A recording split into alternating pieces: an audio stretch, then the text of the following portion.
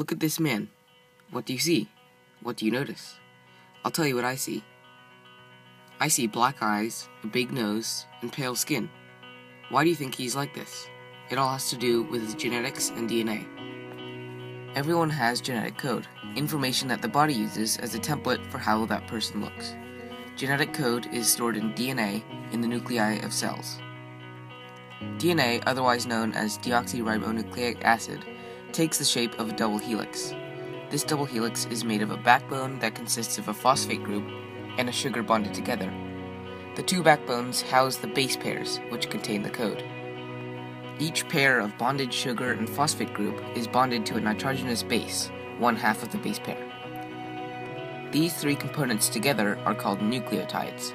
When multiple nucleotides are together in a long chain, they are called polynucleotides and form the strand of DNA.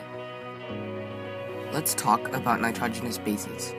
There are 4 bases that make up genetic code: adenine, thymine, guanine, and cytosine. For short, we call them A, T, G, C. Since each one is a different shape, the base pairs can only bond with a specific other base. A can bond with T, and G can only bond with C. Each person has a different code, meaning that their base pairs are in unique orders. One function of DNA is to facilitate creating new proteins. This happens because proteins in the body need to be replenished. To do this, RNA has to copy a sequence of DNA strand and translate it to protein. So how do we replicate DNA code for RNA to create a protein? It begins with the enzyme RNA polymerase that begins to transcribe the DNA onto RNA. But how does RNA polymerase know when to start reading the DNA strand in the nucleus? Before the important sequence of DNA that is supposed to be transcribed, there's always a Tata box. This is a simple sequence of thymines and adenines, which the RNA polymerase reads to know when to start. Once the polymerase has started to read the strand, it helps the floating RNA, which was loose in the nucleus, to match the sequence. The new transcribed copy of the DNA is called messenger RNA. The polymerase stops copying when it comes to a termination signal and when the RNA separates. Before leaving the nucleus, the mRNA must get rid of useless extra segments of code, because there are some extra bases in between the Tata box and the most important parts. DNA splicing is used to cut out these unnecessary parts. Then, the mRNA exits the nucleus.